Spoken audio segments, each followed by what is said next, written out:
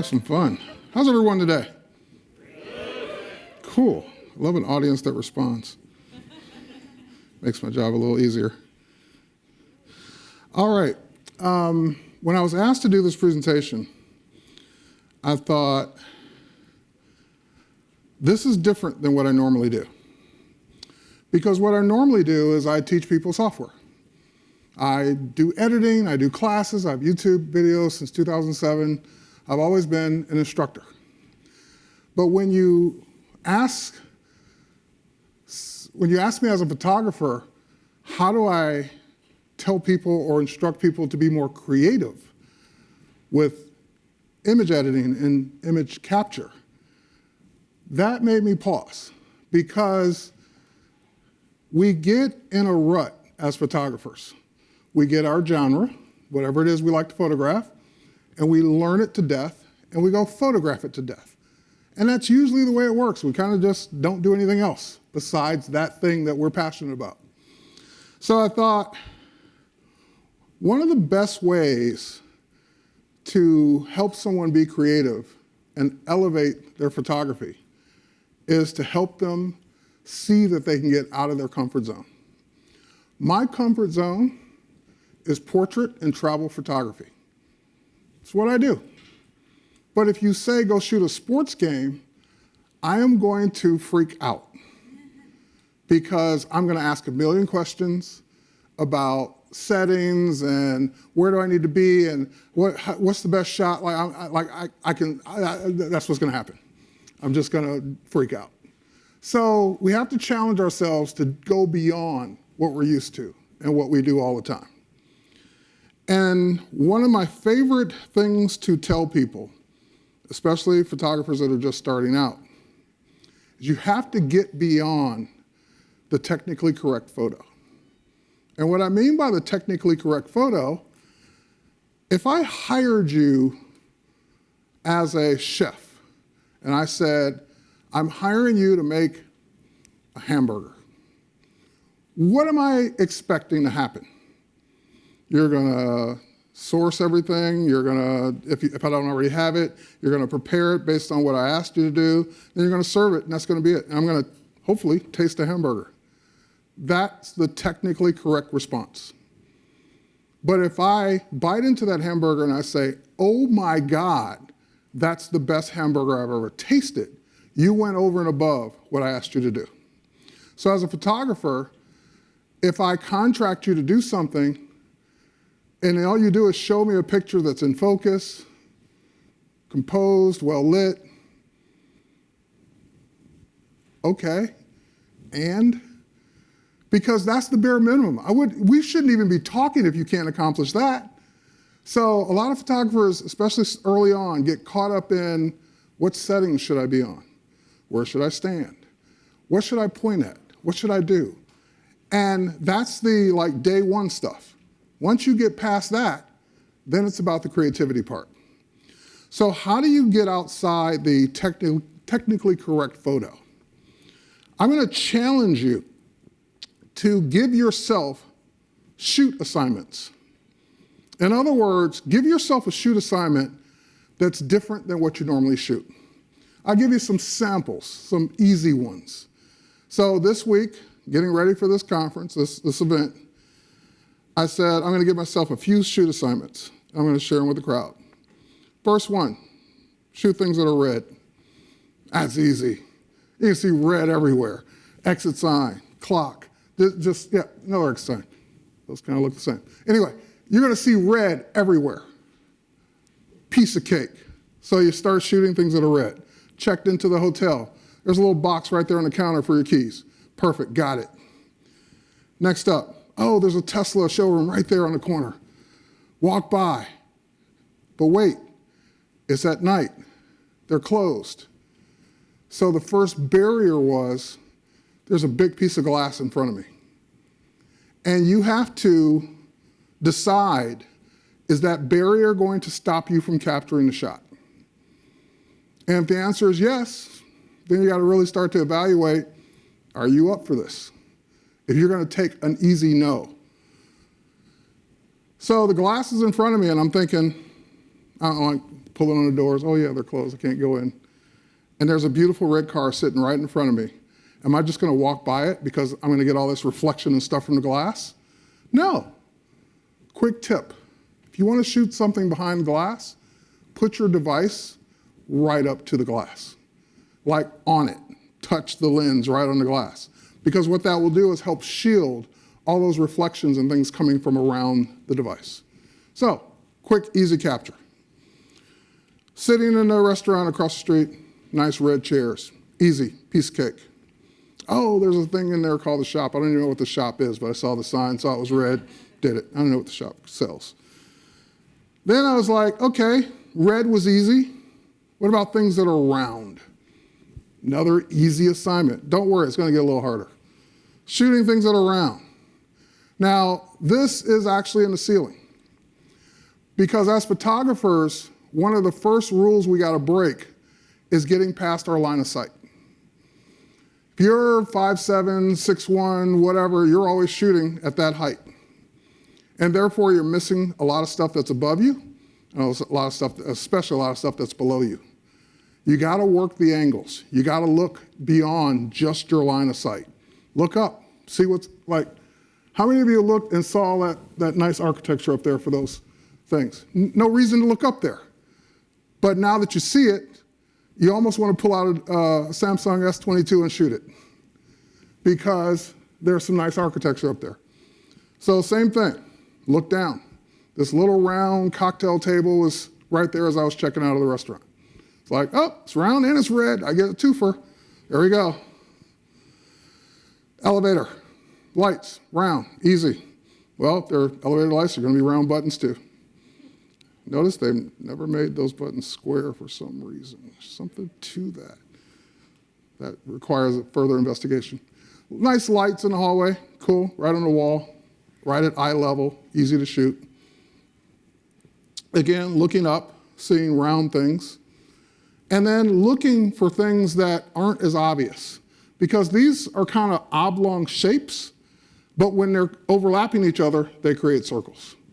So looking for beyond the obvious. All right. Another twofer, round cap, red seal, and then the disco ball. Could not get that. Now, this one's going to serve two purposes. Round turntable.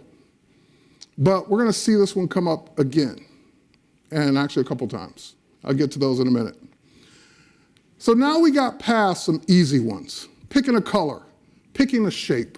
That kind of gets the juices flowing, getting you out there and shooting stuff. Great. But that stuff's not challenging, because like I said, that's easy. Those are things you'll find everywhere you look. So start asking yourself, what can I shoot that I don't normally shoot that makes me have to think about it? So one of the concepts is shoot things that are timeless. And what I mean by timeless is if someone looked at that photo, other than the amazing quality of the device, would they be able to tell that that was shot yesterday or 20 years ago? It's timeless. I don't know when this could have been taken at any time. And we're going to do another take on that. We're going to flip that over in a minute. So, coming here on the plane, looking up at that flight deck and saying, those look like the same controls I've been seeing all my life. I'm sure they're newer. I'm sure there's some new buttons there. I'm not a pilot, so I don't know what they are. So if I said this flight deck was from 10 years ago, you'd probably believe me. Because planes also don't change that often. So, things that are timeless. Those definitely haven't changed. They look like they haven't changed. No need to fix what's not broken. They work. They don't go flying down the aisles. No need to fix them. Now, these look a little bit more modern, but the concepts are there. Put your seatbelt on and call buttons and lights. This one, probably not as timeless as it could be. Now, the challenge on this one, obviously, is something red. It's also something timeless. We're used to that safety thing. There's a couple things missing, though, that would make it more timeless. What are they? SkyMall catalog. I would have also taken the flight magazine. So one more, someone said it, the bag, yes. I'm having an issue bag. Now, the bags are probably on the plane, they just weren't at my seat, but when did magazines disappear? They just kind of faded away and we didn't even think about it. They're just not there anymore because we have our phones in our hand. We don't care that the magazine's not there anymore. You looked at the magazine long enough to take off before you could turn on the screen. But now that we can use our phones pretty much all the time, we don't even think about the magazines being gone. Could be any time. No matter when it is, my bags are still lost. Could have been any time. That sign hasn't changed in decades. This was actually, I shot this right out of the window of the car coming here. And I thought, wow, that's really cool. There are people still there's people still making a living and taking fortunes. And I was like, that is definitely timeless. That has been around as long as I can remember. Cobblestone Street, definitely timeless. That could definitely be 50 years ago, 100 years ago, easy. A phone booth? Not the real one, not the ones that had the coin-operated phones, but still, I thought that was cool, phone booth, and it's red. I got a twofer. Trees with lights on them. Decades. Now, this is an interesting one. So look, this one's going to be timeless for a different reason. Because now when we see signs like this, they don't have words on them anymore. They just have an icon of someone looking like they're going to fall and wet pavement. Because everyone knows what that means. I don't have to translate it. I don't have to know what language that is. I get it. So we're using a lot more pictures now. So this one actually is timeless because it still has text on it. And of course, the elevator numbers haven't changed. Still that many floors. Some hotels will risk it and have a 13th floor. Some won't. But guess what? If you're on the 14th, never mind. All right, let's go on. Non-smoking rooms still exist and have for years. And that sofa definitely looks timeless. It's not old, but it looks old. All right. I couldn't believe I saw this one. It's not a regular mailbox. It's like the one the Postal Service uses to put stuff back and forth. But still, a mailbox on the street. It's definitely kind of timeless. And nothing like a good old cheeseburger, something that will kill you. If you ever go to Atlanta, you got to check out a restaurant called The Vortex. Because even if you don't eat the food, you just got to go look at the menu. Cardiac arrest, triple bypass. That's what they name all the burgers. So, yeah, this reminded me of that. And also, again, that amazing detail using the S22. You're saying, oh, for a different reason now. All right. So I decided to flip this around. This is the real challenge. There's one more after this that's even more. What if you set out to go capture things that didn't exist when your parents were your age now? In other words, whatever age you are, if you're 35, when your parents were 35, what do you have that didn't exist when they were 35? The older you are, the easier it gets. But the younger you are, the more challenging it gets. So I saw this thing right by the elevator, and I was like, wait, it says wave your hand. I didn't really pay attention to it. Obviously, it's hand sanitizer. But I thought, my parents didn't have a lot of motion-sensitive things for their hands to do anything with, let alone soap dispenser. So if you could bring your parents back from the past to now, think of all the questions they would ask. Why do you need that? Why don't you just go to the bathroom and use soap and water? Like, that's what they would say. Like, what's this for? Obviously, we all have these devices in our pockets. Did not exist, weren't even a thought back then.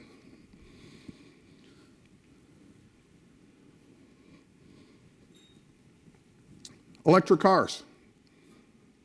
They existed, but they certainly were not mainstream. You didn't see them on a regular basis. Now you don't even think about it when you see one. I can remember when DJs brought cases of albums and CDs. Albums first, then CDs. Like just carts, like they would have to bring in these big carts of all the music that they were going to play for the event. Now they bring a laptop and a couple discs to scratch with. That's it. So just, again, that wasn't that long ago where the technology has changed that much. Refrigerators with screens on them. The question would be why? And you would have to explain why. And then they would still have questions. Flat screens. I'm older than most of you. We had a TV, black and white, definitely not flat. And it got like 4 channels. That was it. And TV went off at a certain time at night for the rest of the night. You missed it. You missed the show. That was it. You didn't get to see it again unless they decided to rerun it. So just things like this that we take for granted and have 20 of them now.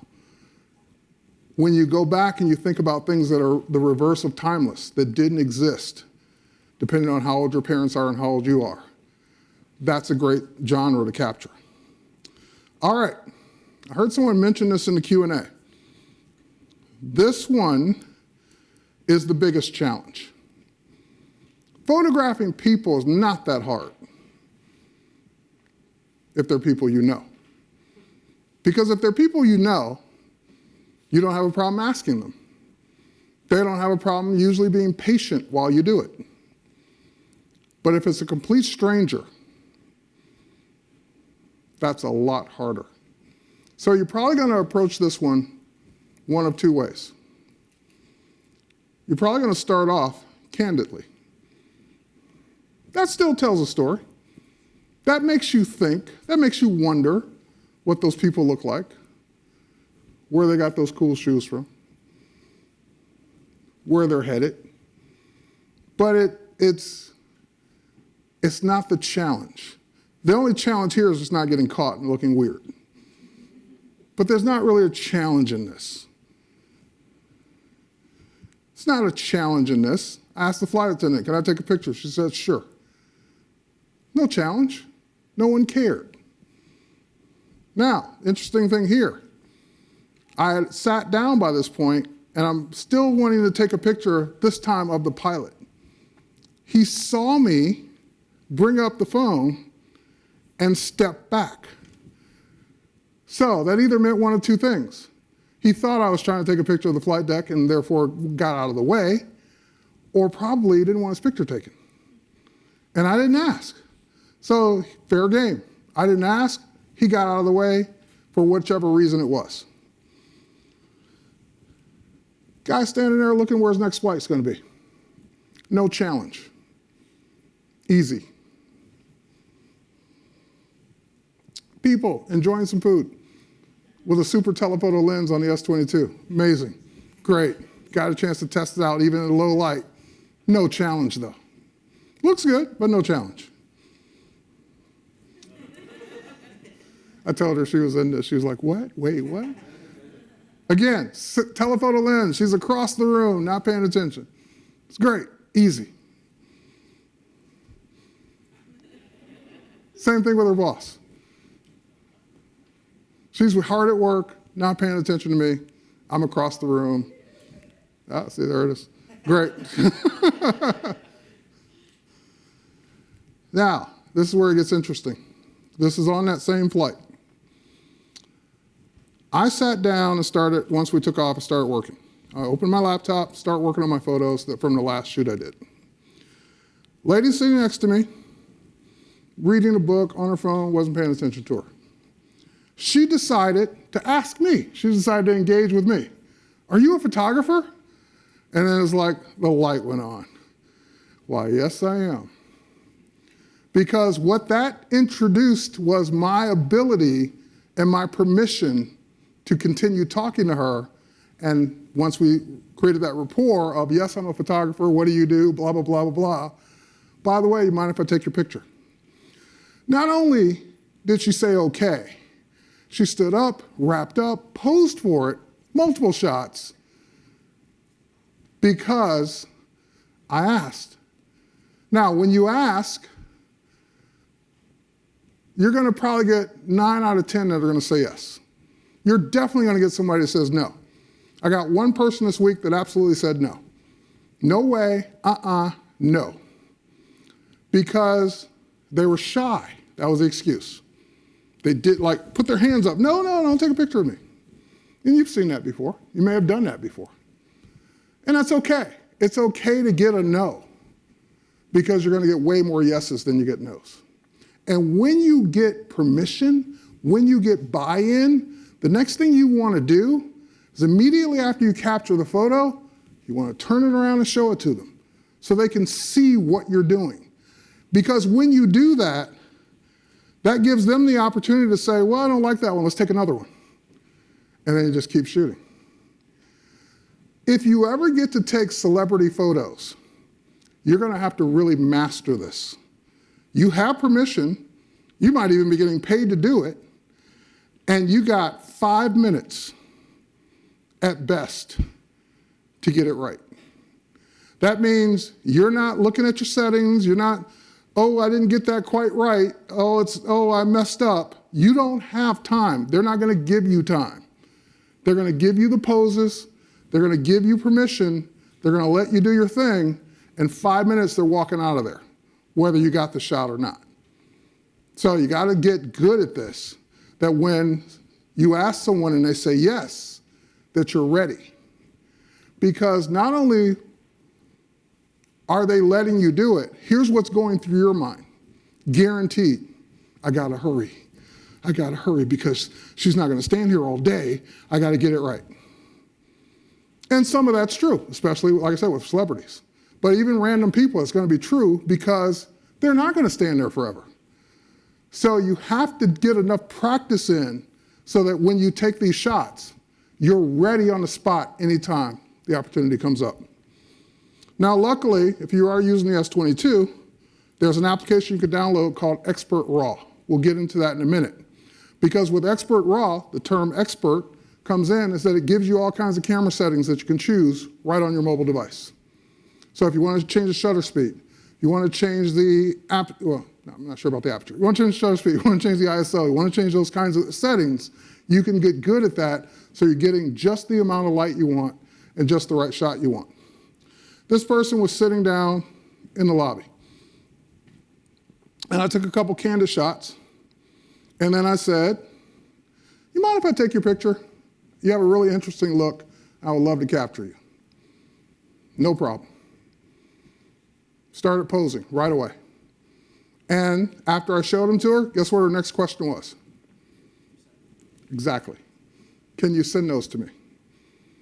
Because she really liked the way they looked. So, again, practice. Same thing at the event last night, or a couple nights ago. She was standing there. I said, mind if I take your picture? Next thing you know, posing. Now, this was a challenge because you got a person at work. And usually when someone's at work, they don't, A, don't have time, and B, feel weird that you're taking their picture while they're at work. So, a couple candid shots. And then, may I take your picture? Absolutely. No problem. Same thing here, these guys, candid shots. One of the guys standing off to the side here on the right. Sure, no problem. Definitely, you can take my picture. And then some people just really like to ham it up.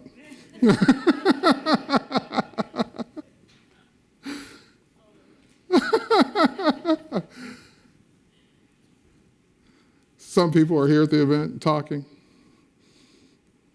And then if it's a group shot, this is another secret. People are a lot more open because they don't want to be the one that's not cooperating. So it's easy to walk up to a group and take a picture than it is an individual. Take pictures of people doing their thing. So if someone is out and about doing what they normally do, either with or without permission, ask if you can capture that. If you feel candid's better, then do candid. But get people doing their thing. Now, this is another great challenge. A musical performer that's performing, and you're not the official photographer. Guess what? You're not going to get a chance to ask, at least not during the performance. They're going to take a picture. So here's your challenge. Every good performer is working the audience. They are not staring in one spot. They're looking back and forth, up, down. They're giving the audience equal amounts of attention usually. So what you have to do, if you want to be good at this, is you have to be patient. Because you know at some point he or she is going to look your way. And you have to be ready to nail the shot because they're only looking your way for a split second. And guess what? You're going to miss a lot. Because that split second, by the time you fire, by the time you notice it, it's too late.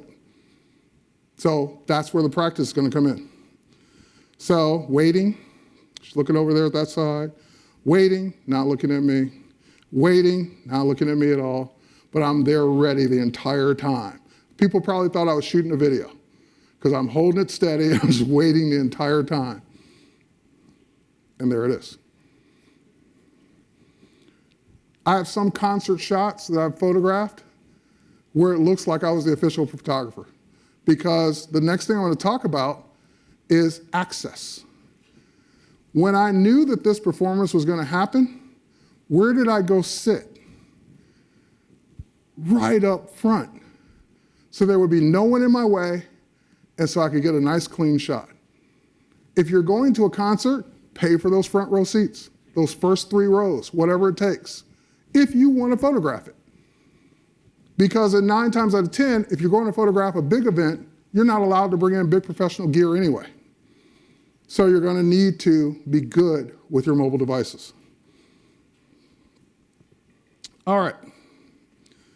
And this is the last bit of advice I have. This is an amazing device. It is. And I didn't get paid to say that. They're not paying me a dime. But it is an amazing device. However, I'm going to challenge you not to settle for amazing. Rarely do I settle for the amazing shot that came out of the camera. Amazing's good, it's great, it's amazing. But can it be better? And 9 times out of 10, the answer is yes. Rarely have I ever looked at any device I've ever used, captured an image and said, dang, that's so good, there's nothing I can do to it. Because that almost never happens. Because even if the shot is technically correct, and it's in focus, it's sharp, low light, amazing, great, now it's time to introduce your creativity to it. And your creativity can also come in the form of post-production and editing. So, this was a shot. First night I got into the room, before I even turned on the light, I knew it was night, walked up to the window, did my trick, captured a good shot. Cool. One at Freedom Tower, cool, got a good shot of that, right through the window. But the next thing I want to talk about is getting access. Some of the most amazing shots my friends have taken is because they weren't afraid to not only ask permission of the subject, but to ask for access. To go out and say, this location would be perfect. I want to shoot it by myself. I don't want anyone else in the room. What's it going to take for that to happen? And usually you'll be surprised 9 times out of 10. You talk to the managers, the owners, the people that work there, whatever, and there will be a time for you to do that. It will not be during prime time usually. For example, most bars, 12 noon, 11 a.m., no one's there. And if you want to shoot some amazing glass, some amazing things in a bar, some antiques, that's going to be the time to go in and do it. Museums, libraries, they all have times where they're not open and they're willing to grant access. Now, sometimes that access may be paid. So if you have budget, great. If not, you still ask. So at the event, someone said, "Do you want to go up to the roof?" I was in front of them by the time they said it, because the answer is never no. Wait, you're giving me access to something I wouldn't have normally had access to? Absolutely, let's go. It's cold, I have no coat, and I'm not really crazy about heights, but sure, let's go. Because then, that's when the magic's gonna happen. That's when you're gonna get those unobstructed views, those unobstructed shots. That's where you're gonna get the kind of shots that everyone else is shooting through the glass, like that guy named Terry White, but now you're not shooting through the glass. You're actually out in the open and being able to capture shots that no one else can, unless they got access.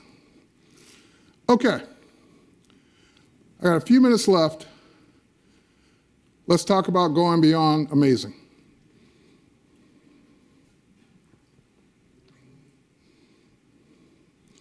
First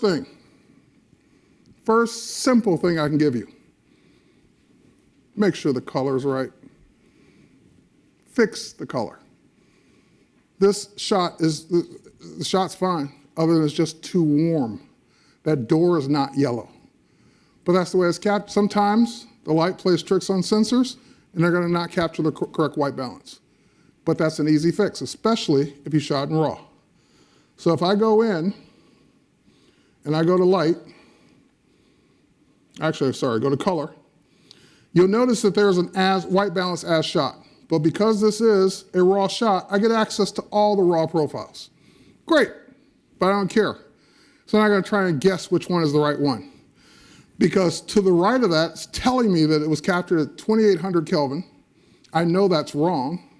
I don't know what it should be. I don't care, because I have a computer in my device. So I tap on the eyedropper. There we go. And move it to something that should be gray, black, or white. Because not everything, you're looking for something that should be gray. But you're not gonna always have something that should be gray in your shot. So next couple choices will be white or black. All right, and away we go. And it's even letting me know I can do it before and after, thanks. That's before, that's after. All right, next up. Looks amazing. Could it be better? Absolutely. Even if the color and everything else is right, composition's right, it could be better because there's a lot of things in here I don't need. So let's immediately go in and crop. First of all, I don't need that much of the foreground. I definitely don't need that much of the sky, because the sky starts to taper off from where it's beautiful to just going to dark. So do I need that much of the dark? Not at all. Next up. Lightroom has an AI in it called Auto-Tone. Auto-Tone used to just make everything a certain set of numbers. But now it actually looks at the photo, compares it with other photos it knows about that are like this, and adjusts accordingly. So 99.9% of the time, what do I have to lose by hitting the auto button? Because I'm either gonna like it or I'm not. And if I don't like it, usually there are certain sliders I can just adjust one or two to get what I like. So I almost always hit auto. That brightened it up a little bit, made a couple quick changes, but now I can go in and I can go into things like light. I can see these are all the adjustments it made. Great. But maybe I don't like that it brought up the exposure a little bit higher than I would like it. So I can actually move the exposure down with my S Pen here. Great. Now next up, let's go to effects, because effects is where I love to live, where I have things like dehaze. And I can just bring down some of that atmospheric haze in the shot and go to that. All right, next up, let's go to color. Now it did pump up the vibrance by a factor of 20, but it brought the saturation up only by a factor of 3. If it's a person, I normally put the saturation at 0, but if it's a landscape or anything that's not a person, I can go nuts with saturation and vibrance, because I'm not going to tear up someone's skin tone. Great. So let's pump up the vibrance a little bit because I like things punchy, and bring up the saturation. Nope, not that much, because you don't want to overdo it. And so now, if we just look at the before, it was good, but it's kind of dull now. And we look at the after, and we just added a little bit more juice to it with just a couple quick taps. All right. Remember that mailbox? Can you read what it says? Of course not, because it's in the shadows. Again, the sensor did what it could do based on the lighting conditions, and it doesn't always guess correctly. Hit auto. Oh, now we're getting there. Go to lighting and bring up the shadows even more. And now I can see that US mail is plain as day. So don't just settle for, I got an amazing shot. What can I do to make it better? All right, last but not least, let's pop over here to our celebrity.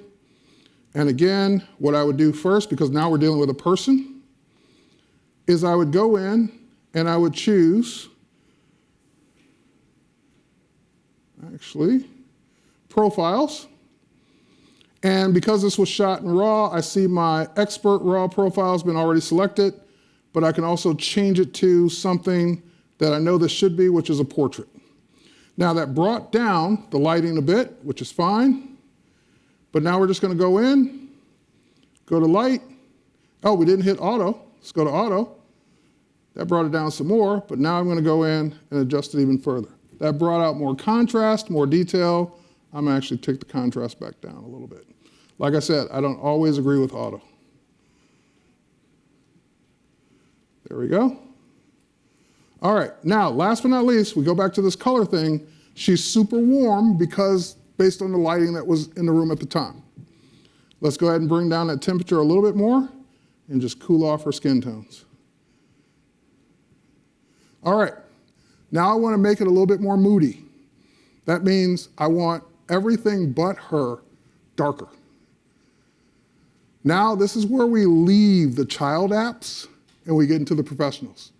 All the children apps out there, I'm making fun of the built-in apps. All the built-in apps on your devices are mainly global adjustments. They adjust the entire photo, make the entire photo darker, brighter, more colorful, whatever.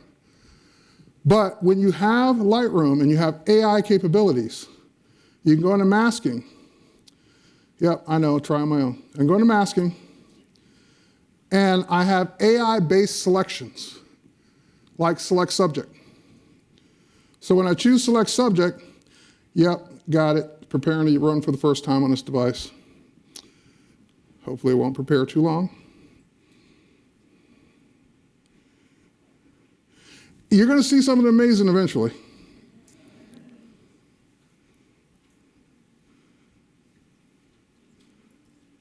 Anytime now. There we go, 1%, keep going, go faster. Take advantage of that processor, let's go. Anyway, what that's going to do is it's going to automatically figure out what the subject is. So we have two AI-based selections. We have select subject, which again is not just people. It figures out what the primary subject of the photo is. And then we also have select sky. I said I wanted to make the background darker. So that means selecting the subject is really not what I want. I want the opposite. I want the opposite of the subject. But any selection you make, AI-based or otherwise, you can invert the selection. We're going to let this cook, but I'm going to go ahead and bring up Meg for the questions. And then we'll see this at the end. Thank you.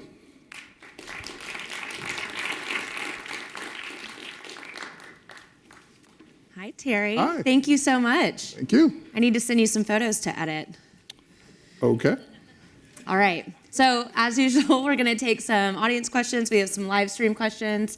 But I think what we want to do is start with your journey to Adobe. Because I think your journey to Adobe is really interesting. You're not the new kid on the block. I am not the new kid on the block. I've been working for Adobe for 25 years. Again, older than maybe even some people in this room. My journey actually started, I grew up in Detroit, I've always had a fascination for technology and science fiction. And so when I got the opportunity to work for a tech company based in California, that was literally Christmas, dream come true, hit the lottery, whatever you want to call it. Because those are not the kind of opportunities, especially back then, growing up in Detroit, you would have an opportunity to work remotely for a company in California like that. So that's how the journey began. And it's been amazing because every opportunity I had before that, I would get bored after 2 years, move on, go somewhere else. And this is the first company I've ever worked for, obviously for 25 years. I have never been bored. There's always something new to do, always something new to learn. Amazing. All right, so with the S22, we saw an incredible tutorial. With it being a smartphone, what's your advice for lighting options when shooting on the go? Okay, so there's a couple ways about it. Depends on how much money you want to spend, basically. Like one of my colleagues, his name is Russell Brown, he actually takes full-fledged studio equipment or just professional lighting on location to shoot with a phone. Now, the only problem with that is your lighting has to have the capability of being triggered by the phone. And so ProPhoto, which is one of the companies he uses, they actually do make a trigger for smartphones. I don't recommend that because one light costs more than the phone.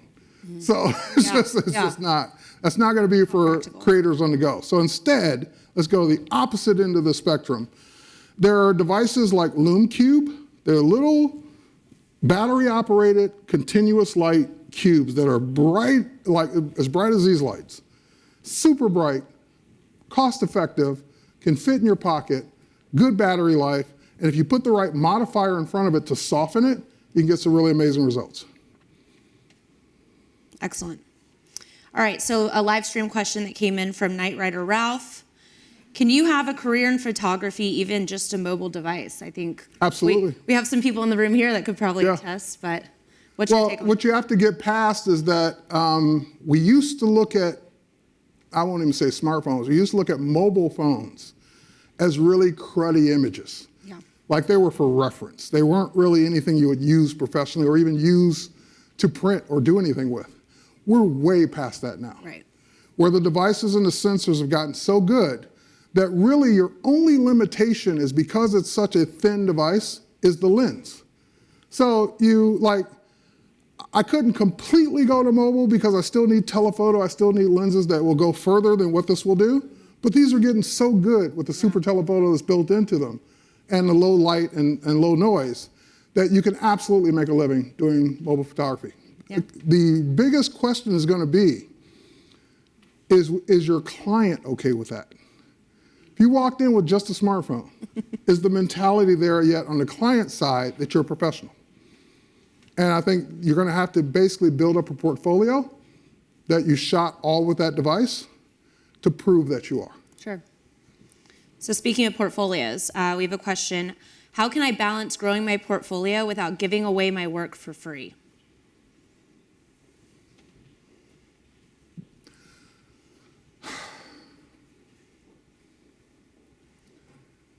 I would say it's time to stop looking at it as giving away your work. Because if you are saying I need to build my portfolio and you need certain subjects, access, whatever it is, whether you have to pay for it or you're not being paid to capture it, the value is at the end of it, you built your portfolio to where you can now go after paying work. So you could sit at home and say, I'm not doing it for free, and have no images. Right. So it's really, you have to decide, you have to get out of your head that you're doing it for free. You have to get out and put in your head, I need this image in my portfolio. Yeah. So even if I'm not being paid to capture it this time, it was worth doing. Sure.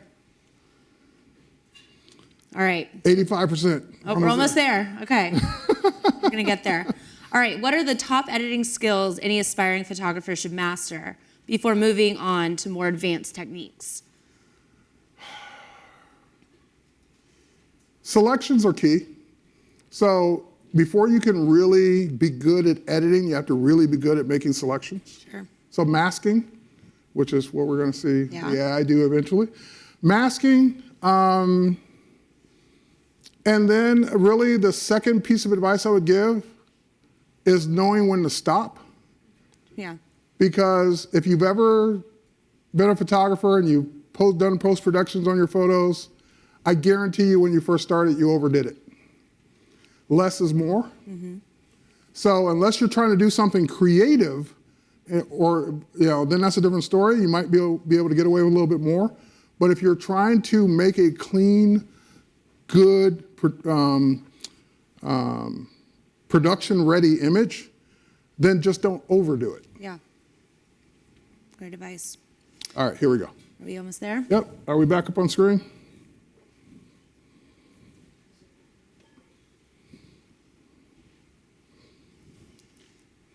All right, so detecting subject, refining the results. So there it is, mask. I didn't have to paint, I didn't have to draw, I didn't have to do anything. I just said select subject. And now I'm gonna go in and hit invert. That selects everything but her. And then I can go into light, which is where I wanna be anyway, and drop the exposure down of everything but her. So that's the background. Just that quickly, just that easily, even around the hair, I'm able to get a great selection with the AI-based selections now. That was what I wanted to show. Incredible, right?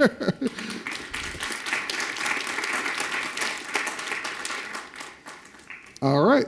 We have another question, Sure. that I think goes nicely with this editing. Editing is so subjective, right? So how can one know if it's been overdone? Like, when do you stop editing? Yeah. So the approach I give people when they want to edit is you start off fixing the things or correcting or changing the things that you don't like. When you run out of things you don't like, you're usually done. Sure. If you start looking for more things to do, you're probably going to overdo it. Sure. Because a lot of times we do things because we can. Oh, well, this has got this great filter, this great thing. Did it help? Or did you do it because you could? So was there a reason you were doing it? Yeah. And if there's no reason, then you're probably overdoing it. That's when you should stop. For sure. All right, this is kind of a personal question from the live stream. What makes you happy about photography and what frustrates you? What makes me happy is the images I end up capturing that, like when I get out of my comfort zone and go do some things and actually get out and go capture things, and I get the images that look great that I want or I started out to try and get. What frustrates me is when it doesn't happen. Yeah. I go out on a bad day, bad lighting, bad subject, whatever the reason is, when I don't get what I went for. Yeah. That's what frustrates me. Excellent. Well, Terry, thank you so much for being here. Thank you for your demonstration. We appreciate you so much. All right.